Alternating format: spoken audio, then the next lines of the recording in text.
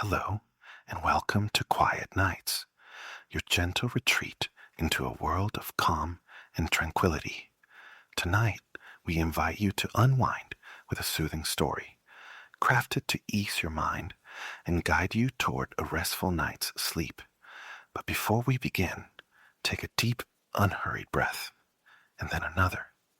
Feel the weight of the day slowly melt away, like soft clouds drifting across the evening sky. Let go of any lingering thoughts, any tension that still clings to you.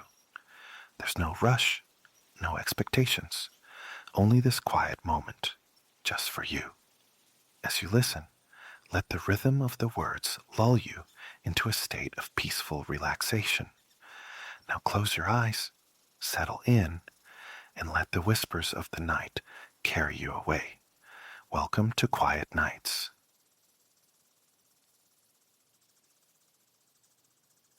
Wood smoke, a ghost of warmth, curled through the frigid air, weaving itself into threads of dark chocolate and roasted coffee, an alchemy conjuring perfect contentment against the silent ballet of falling snow outside.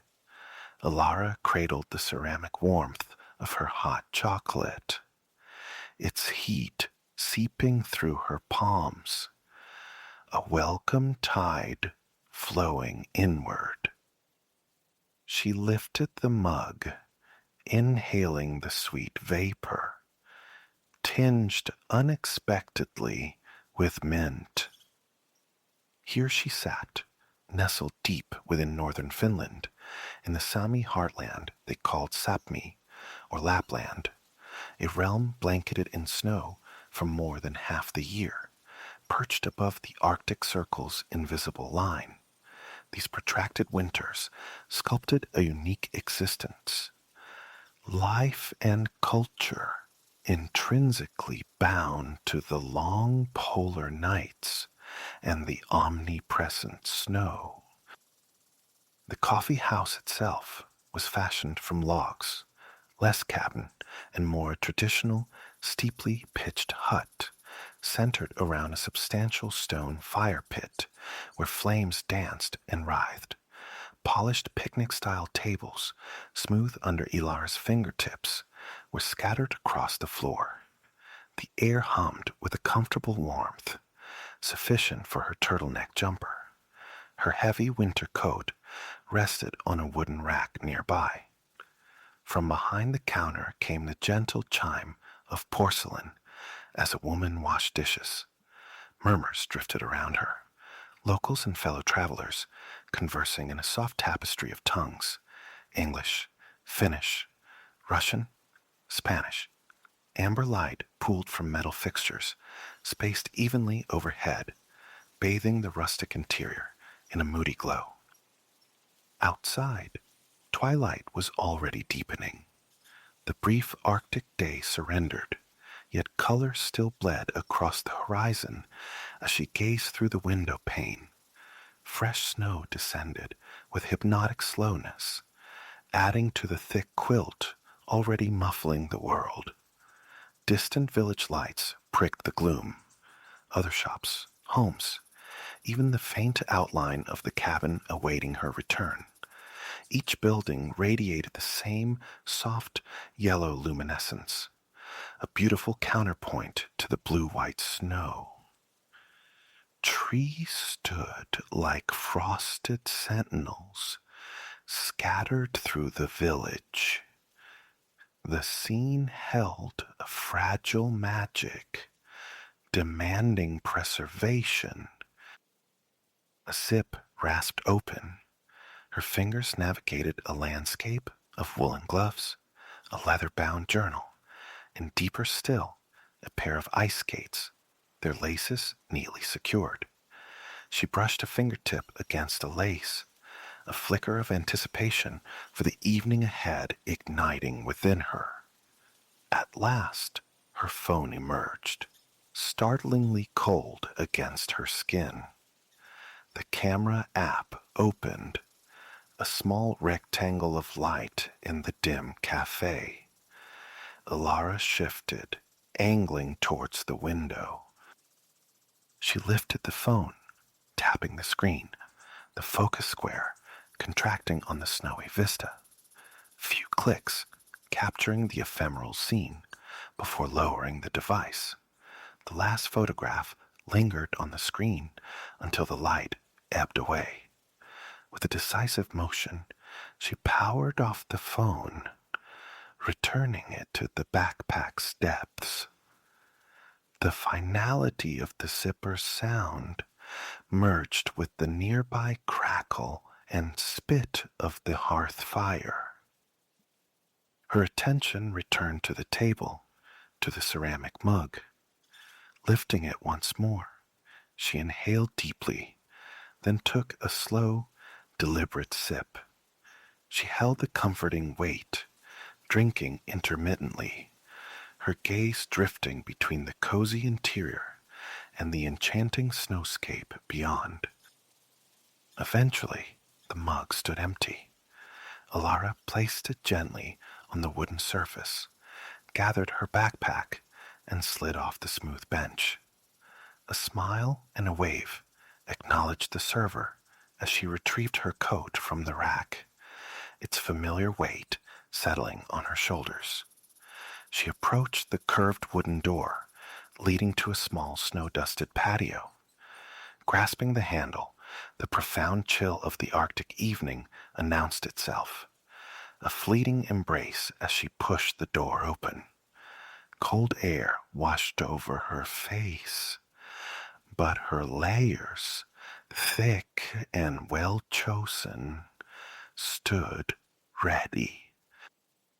Before venturing further, she paused, sinking onto a bench tucked beneath the overhang, sheltered from the still falling snow. Another zip, and this time, thick, woolly gloves emerged. She drew them on, finger by careful finger, adjusting until they felt perfectly snug. Now, she thought, rising, now I am ready. A deep breath plumed white in the air, lingering for a moment before dissolving into the twilight. Her rented kick sled awaited, the preferred local conveyance on the snow-packed, unsalted lanes. Fashioned primarily from wood, it featured a small chair mounted above twin metal runners, akin to elongated ski blades, crowned with sturdy handlebars. She'd left it propped just to the right of the cafe entrance before going inside. Each step towards it sent soft crunches through the snow beneath her boots.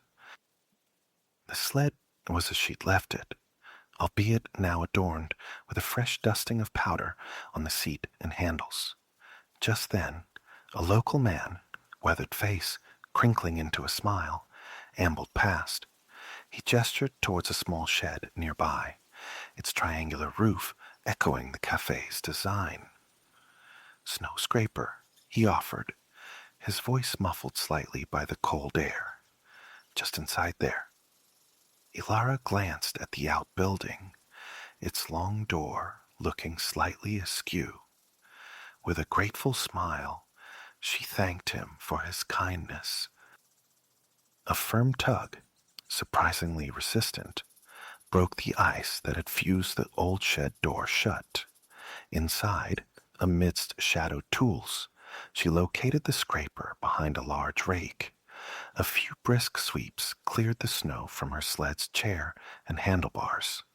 She returned the scraper to its place, pushing the shed door firmly closed until it latched. Almost ready, she mused, almost ready for the forest path. She carefully secured her backpack onto the sled's chair, ensuring its stability. Then, placing one boot, and the other, onto the runners, she gripped the handlebars. Her gloved hands registered the underlying cold metal. She imagined the biting sting without the wool's protection. Shifting her weight, she planted her dominant foot onto the packed snow and pushed off with a strong, decisive kick. Snow crystals sprayed upwards like miniature fireworks. Effortlessly, she was gliding, navigating the straight, snow-laden street of the Arctic village. A rhythm established itself. Glide, kick, glide. She slid past warmly lit cabins and bundled pedestrians. The world hushed and serene. In the distance, the sunset painted the sky in soft, ethereal hues, pale pinks melting into delicate blues, deepening with each passing moment. Here, above the Arctic Circle, the sun's reign was brief at this time of year. The inhabitants knew the long darkness intimately, embracing it, finding solace in cozy interiors, candlelight, and fire-warmed cafes. She passed the man who had offered help moments before. The rhythmic swish of her sled runners on the snow likely announced her approach. They exchanged waves and brief greetings without her breaking stride. Tiny snowflakes, impossibly light, kissed her nose and cheeks as she moved. A profound sense of belonging settled over her. There is nowhere else, she felt with certainty, kicking off again. Nowhere else I would rather be. Suddenly, a flurry of motion. Children on their own, kick sleds zoomed past, a gust of cold air swirling in their wake. Two young boys stood upright on their sleds, swaddled in winter gear, woolly scarves trailing. Another child, a girl with a white knitted beanie from which strands of hair escaped to dance in the wind, sat nestled in one of the sled chairs, mitten-clad hands resting calmly in her lap. The small convoy sped onward down the street, their laughter echoing faintly. After several more minutes of rhythmic gliding, Alara executed a leisurely right turn. As she rounded the corner, a vista of pure winter enchantment unfolded. Before her lay the lake, a vast expanse of thick, solid ice. Pine trees, heavy with a magical dusting of fresh snow, fringed its edges. The crisp, clean scent of pine filled the air, an aroma that, for Alara, captured the very essence of winter. A blend of evergreen, a hint of peppermint, the warmth of spice. The sun had now fully surrendered, and stars began to prick the darkening canvas overhead. A few lampposts flickered to life, their faint clicking sounds barely audible as they acknowledged the encroaching night. It was, undeniably, the perfect setting for ice skating. Drawing closer, she brought the sled to a gentle halt near the lake's edge, letting out a soft sigh after the smooth journey. She paused, admiring the snow-laden pines meeting the frozen water, the blissful quiet of the snowy terrain. A sturdy-looking log, half buried in the snowdrift, caught her eye, its dark wood a stark contrast to the white expanse. She maneuvered her sled alongside it, pressing the runners firmly into the snow for stability. Glancing down at her hands, she used her left to carefully pull at the fingertips of her right glove, sliding it off and tucking it into her coat pocket. Repeating the motion with the left glove, she felt the soft wool yield, then the sudden bite of cold on her bare skin.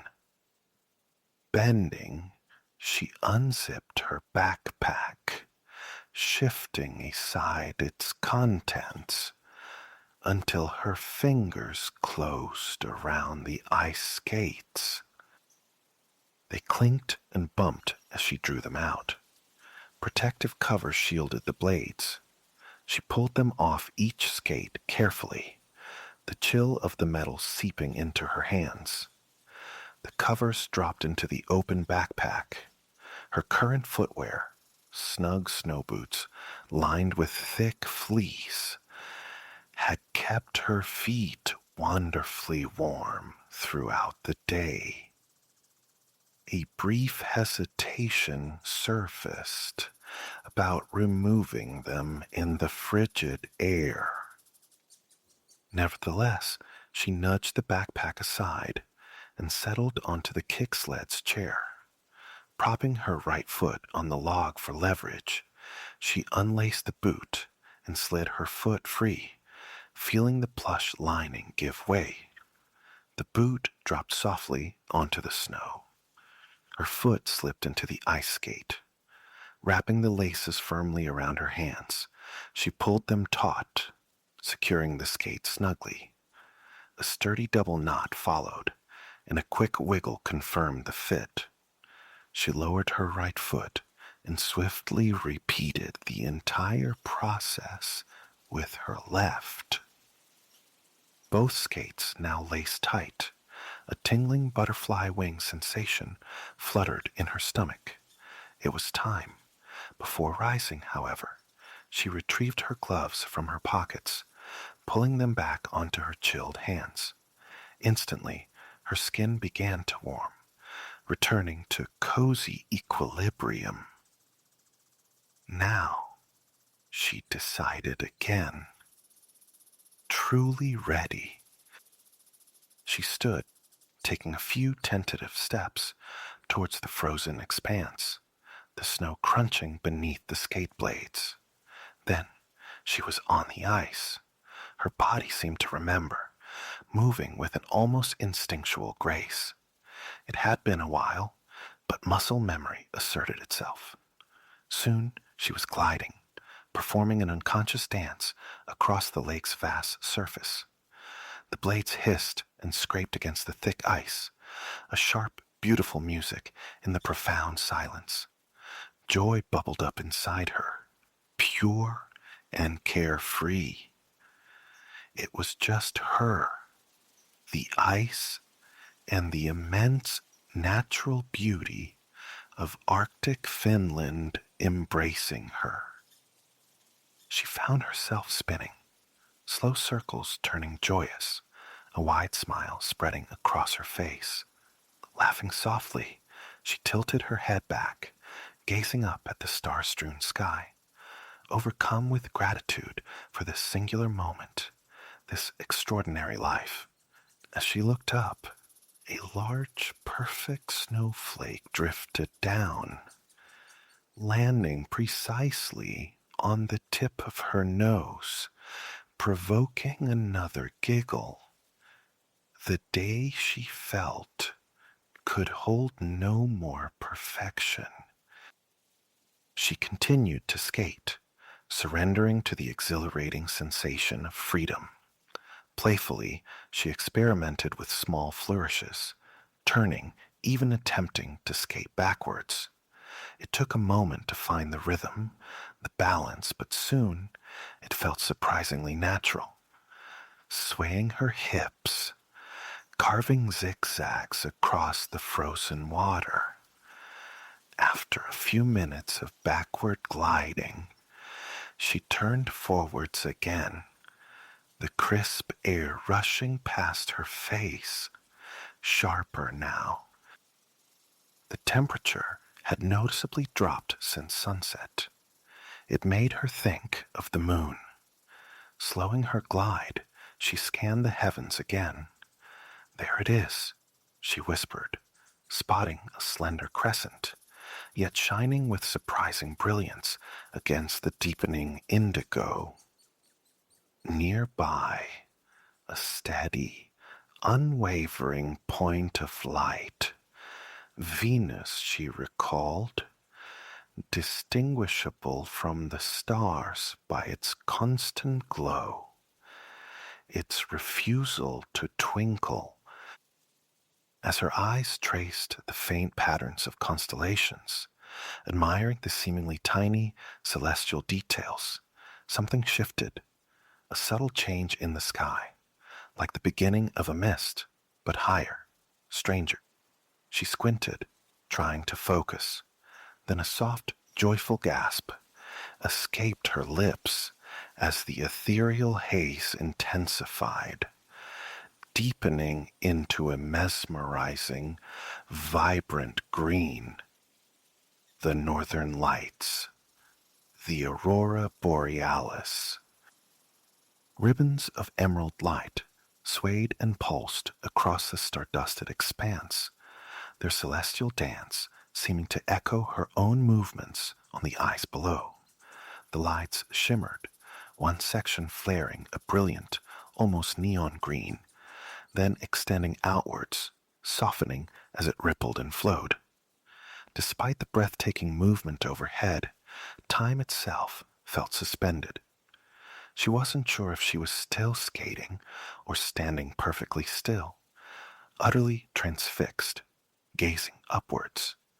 It felt as though she had slipped the bonds of ordinary space and time, witnessing something ancient and profound.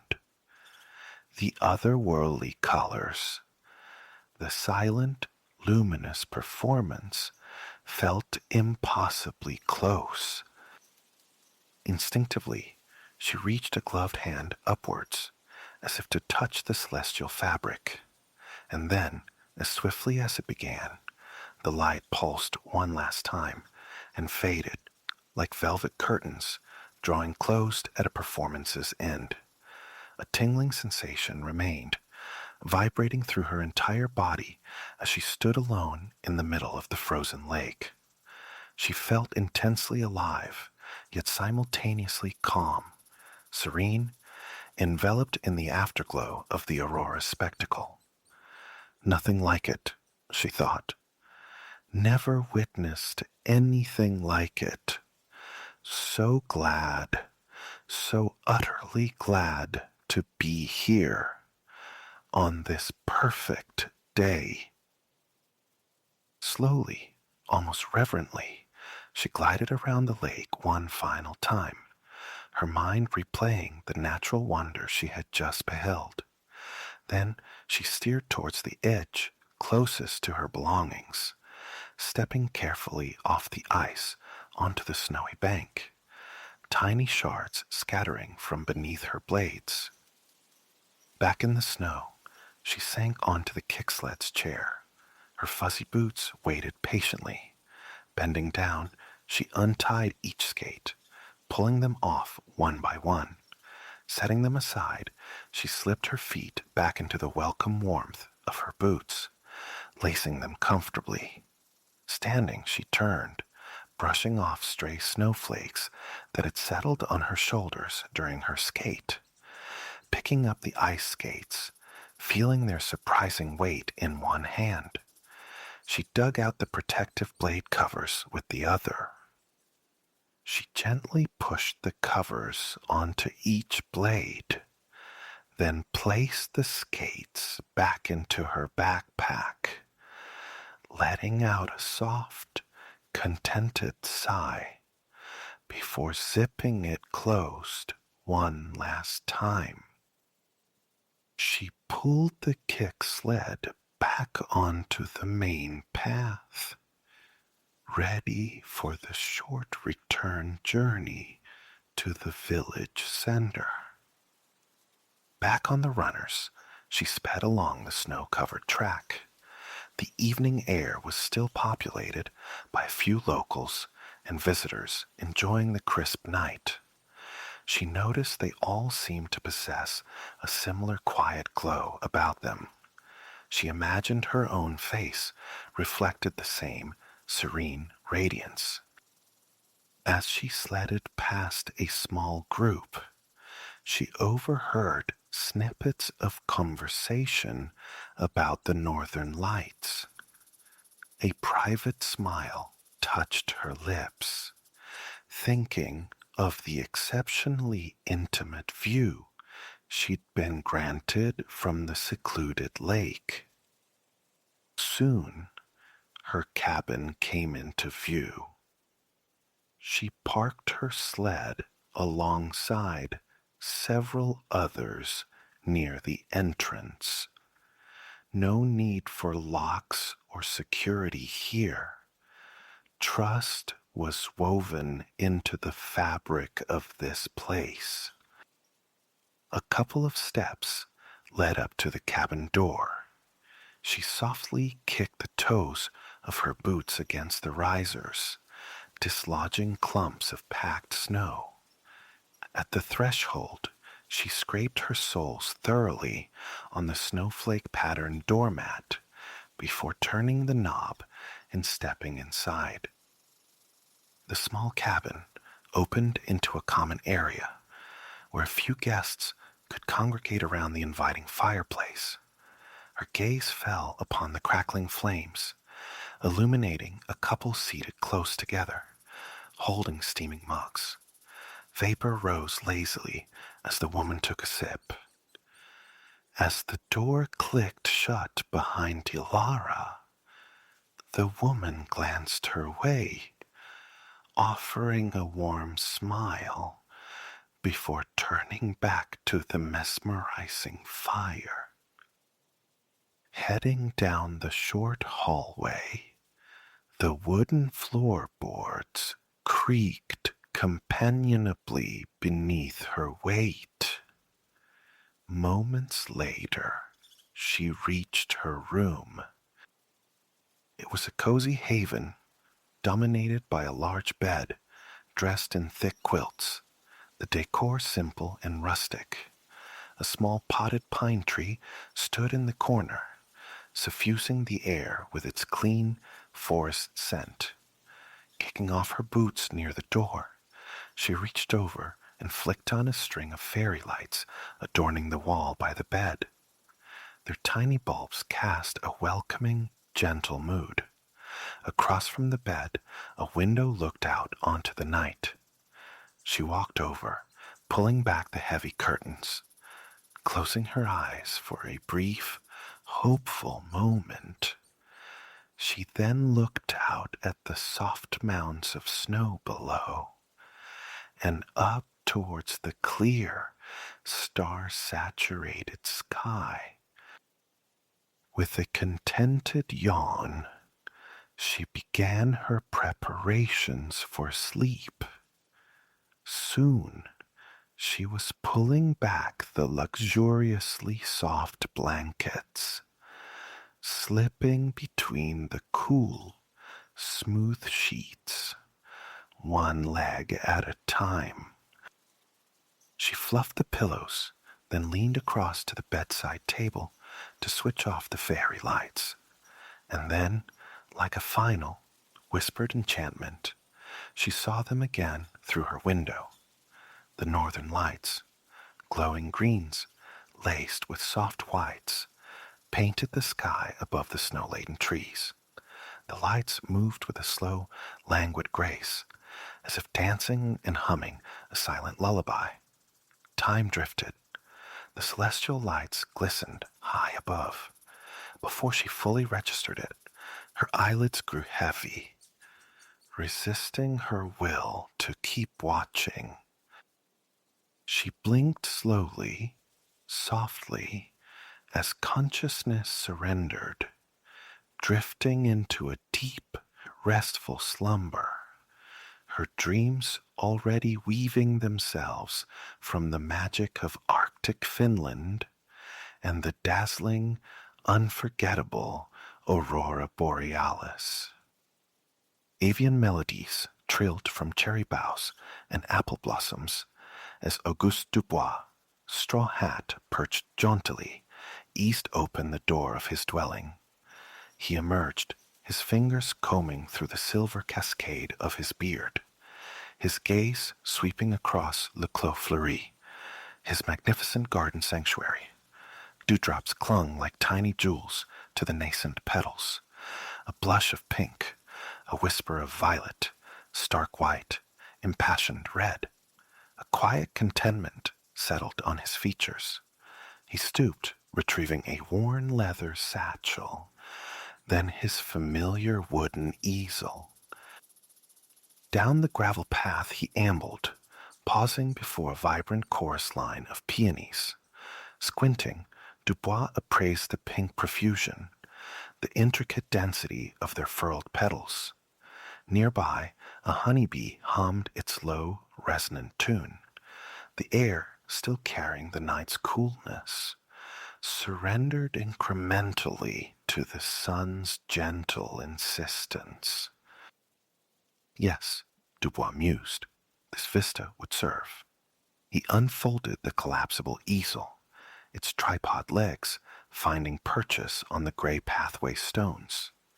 Bending to the satchel, he unbuckled it, revealing brushes with neatly trimmed bristles, a wooden palette awaiting its chromatic destiny, and an assortment of oil paint tubes. Decades after their invention, Dubois still marveled at their portability, this liberation that allowed him to work swiftly outdoors, squeezing vibrant ribbons directly onto canvas or blending them into subtle harmonies upon his palette. Painting outdoors, en plein air, the artists termed it, had long been Dubois' sanctuary ever since his formative years. The nascent painter had spent countless hours gazing across the shores and bustling docks of his coastal hometown, Le Havre, in Normandy. He'd become acutely aware of the ocean's chameleon nature, how its colors transmuted with the day's progression or the weather's caprice. Consider the aquamarine shimmer under a high summer sun, contrasting with the ominous gunmetal gray heralding a squall. Recall the profound navy deepening at twilight, or the sea's absolute blackness under a moonless sky. Dubois dedicated himself to chronicling these ephemeral shifts, striving to distill their fleeting essence onto canvas, sometimes directly upon the sands. He pursued impressions, famously titling one seminal work, Impression, Aurore, back in 1872. When a Parisian critic later labeled Dubois and his contemporaries impressionists, the term, initially barbed with derision, was embraced. He and his circle, artists like Bastien Moreau, Elise Valéry, and Antoine Léger, reveled in it. They captured their perceptions, instant by instant, day after fleeting day. Today, a smile played on Dubois' lips as he inhaled deeply, absorbing the tranquil beauty of his chosen spot. He remembered his first encounter with this land, the terrain destined to become his haven, his personal Eden. In the early 1880s, Auguste Dubois had been aboard a train winding languidly through the French countryside west of Paris, past golden wheat fields traced by horse-drawn plows and timber-framed houses crowned with thatch. Roughly 50 miles from the capital, his eyes fell upon the hamlet of Vernonnet, cradled where the Epte met the Seine. Obsessed as he was with light, Dubois watched sunlight fracture and dance upon the river's ripples, glancing upwards to illuminate the leaves of a nearby apple tree with an ethereal glow. In that precise moment, profound recognition dawned. He was home. By 1883, Dubois had relocated his family to Vernonnet, renting a modest house in adjacent land, which he began, patiently, to shape into a botanical idyll. The cottage itself was gradually extended into one long structure, accommodating his burgeoning family and studio space. He painted it with a painter's eye for effect, a soft, welcoming pink for the facade, punctuated by shutters and window frames in a lively green. Along the front, Dubois trained climbing roses over a pergola spanning the house's length, while Virginia creeper traced patterns across the pale walls. In summer's embrace, then as now, the house seemed to dissolve into the verdant tapestry surrounding it, a harmonious blend of pink and green extending in every direction. Though the house pulsed with family life, it was the gardens that truly nourished the artist's soul, offering profound joy and serenity.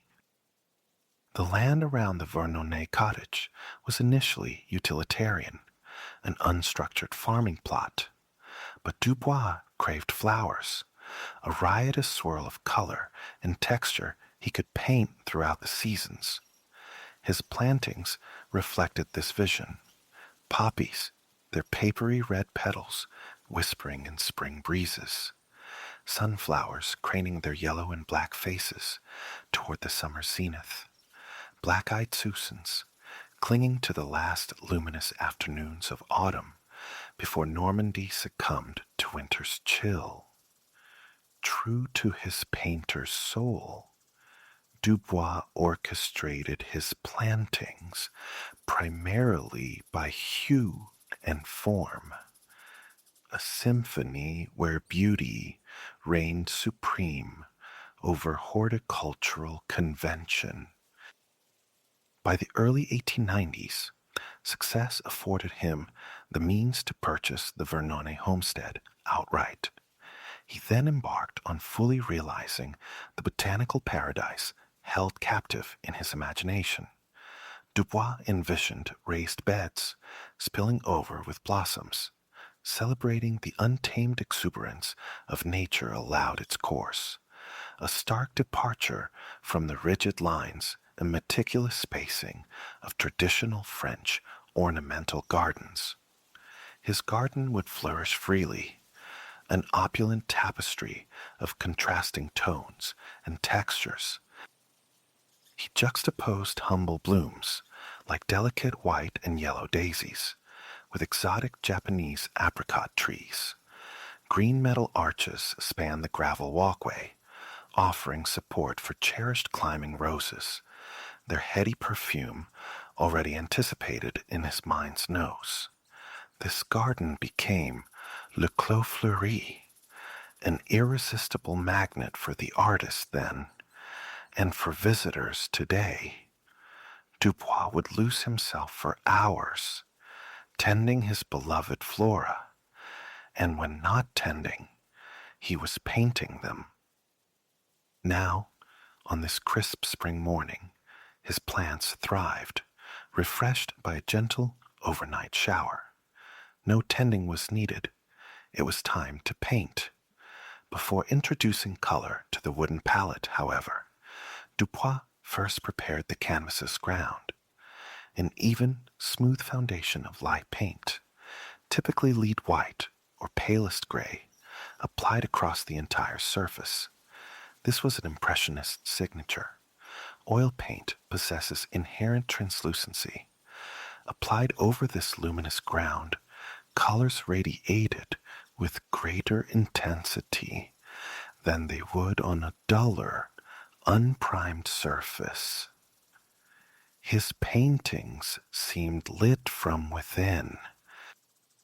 After applying the thin white layer, Auguste turned his focus back to the peonies, scrutinizing the curl of each leaf, the interplay of shadow and sunlight within the flower's depths, the woody grain of the stem. His observation was relentless. Unless pausing to cleanse a brush, his eyes returned to the flowers every few seconds. At last, ready, he dipped his brush towards the palette. One might expect an artist of Dubois' stature to command a vast spectrum of pigments, yet his palette was surprisingly restrained. With a mere 9 proven colors, he possessed the mastery to conjure any conceivable shade through mixing, a testament to his profound grasp of chemistry, optics, and color theory that rendered his paintings so unforgettable. This morning, his gaze lingered again on the peonies in Le Clos Fleuri. They stood regal in their pinkness, voluptuous, fragrant. A smile touched Dubois' lips as he swirled his brush in madder red, his preferred crimson, before incorporating a touch of lead white. The colors bled together. He glanced up again at the living flower. A soft sigh. Not quite right. No matter. Another look confirmed a subtle violet undertone in the real blooms. His eyes traveled down the palette to a small pool of French ultramarine, a resonant blue. Swirl, swirl, swirl, until the pigment on his brush mirrored the floral complexity before him. And then the alchemy commenced. Upon the primed white canvas, Dubois drew his newly charged brush, its bristles emitting a soft, satisfying scratch. Each stroke was concise, each gesture deliberate. Repetitive dabs coalesced, slowly resolving into something recognizable. A single petal belonging to an abundant bloom. The process unfolded with unhurried mindfulness. Dubois became aware of his breath, synchronizing with the gentle rhythm of his brushwork. Dab, inhale, swipe, exhale. As moments flowed by, Dubois varied the texture of his strokes, sometimes applying thicker impasto, sometimes thinning the paint. The resulting surface, uneven and alive, compelled the viewer's eye to dance across it. Soon, little space would remain for visual rest. Every corner would pulse with color. Brilliant chrome yellow where sunlight showered, lush emerald green in the tendrils of climbing roses, a sophisticated blend of vermilion, cobalt blue, and lead white, capturing the essence of large-petaled clematis. Scattered points of contrast amplified the vibrancy. A sliver of green beside a red rose, a purple shadow beneath a golden sunflower. The foundation of this painting would be laid this morning, here in Le Clos Fleuri. Perhaps Dubois would refine it later in his studio, or perhaps declare it complete. One more canvas, born of rapid confidence, accumulated over a lifetime. It's estimated Auguste Dubois produced over 2,000 paintings, drawings, and pastels, though the precise count remains elusive. He was known to destroy works he deemed flawed. Today's effort, however, felt successful. Dubois paused, smiling, dabbing his brow with a cotton handkerchief as he admired his creation. He reached down, his fingers brushing the velvety softness of a peony petal, before resettling the satchel strap on his shoulder. For now, a respite beckoned, a leisurely promenade through his expansive gardens. The easel remained sentinel. Dubois would revisit it later, seeking to capture these same pink peonies under the waning afternoon light.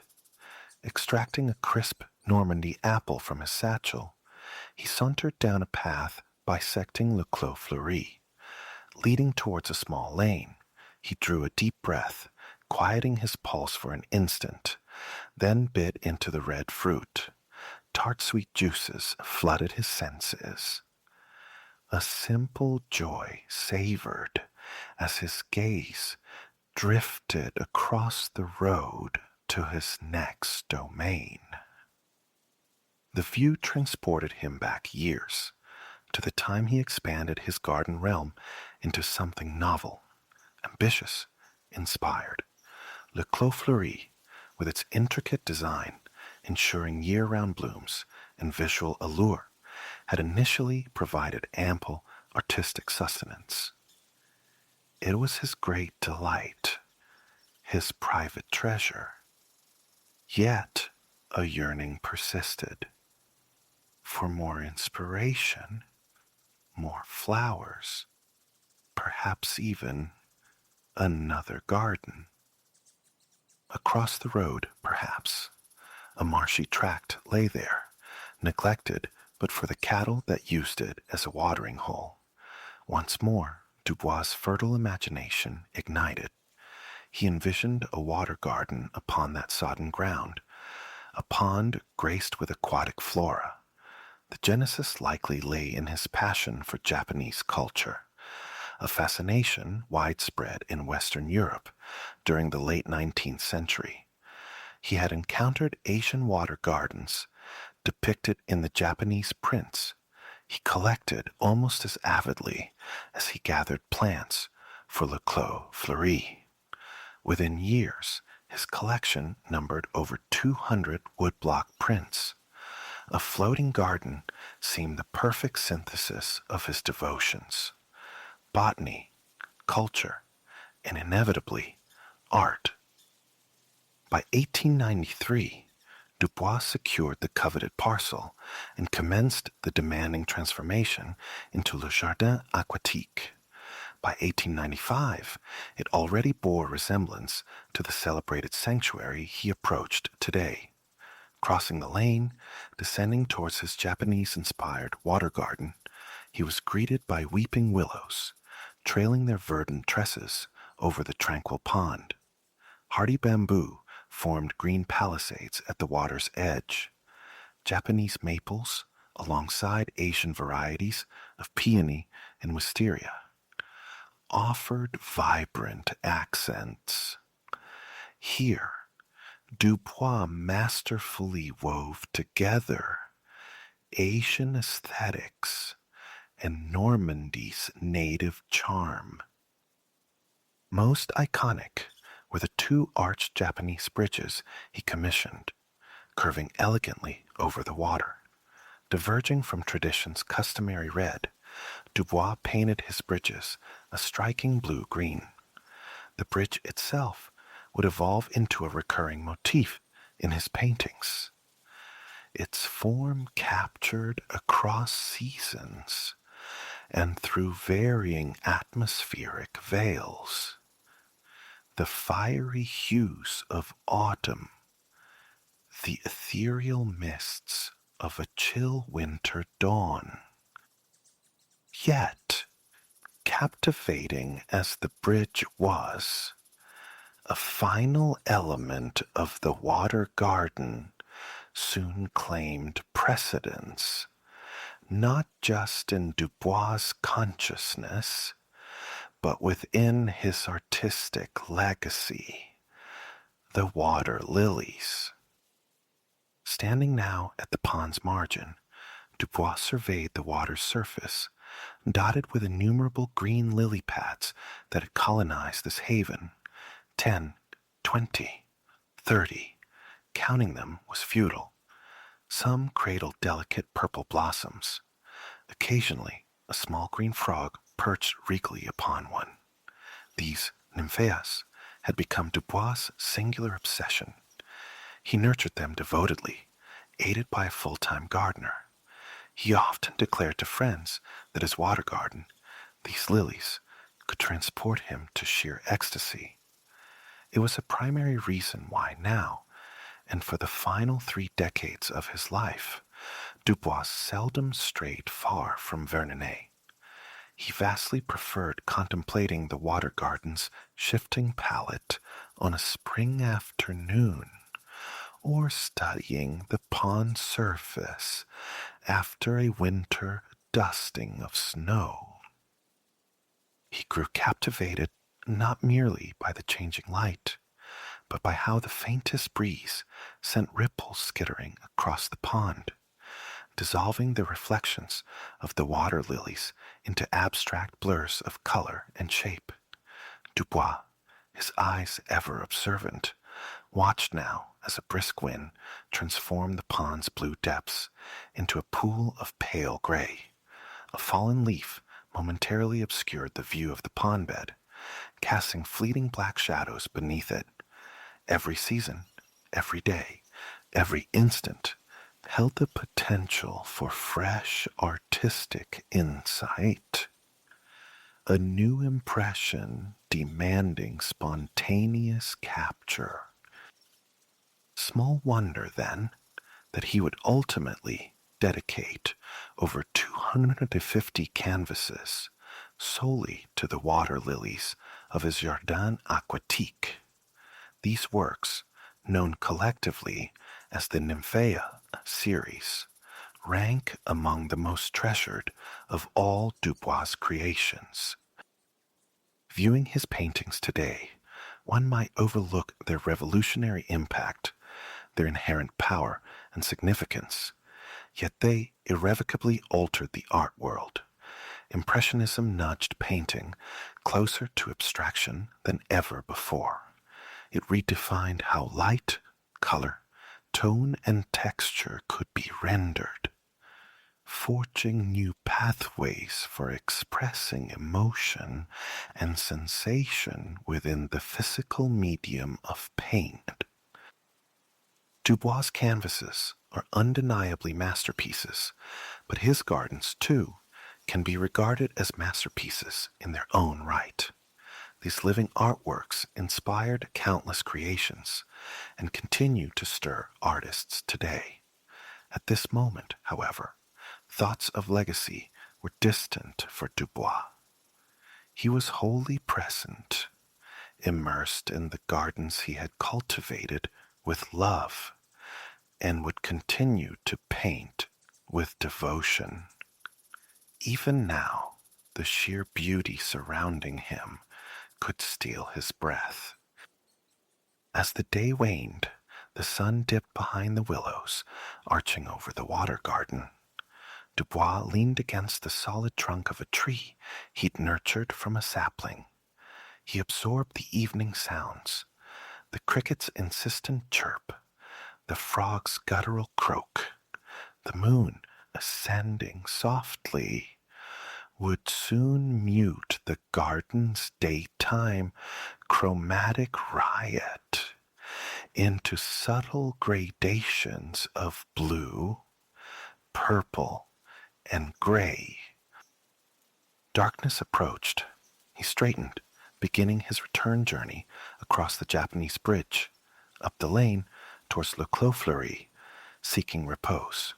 Auguste Dubois inhaled deeply one last time, drawing in the final, fragrant exhalations of the flowers enveloping him. An owl hooted nearby as he padded up the gravel path once more, entered his house, and closed the green door softly behind him. He offered a silent good night to his cherished garden, his deepest wellspring of inspiration, secure in the knowledge he would greet it again with the morning light.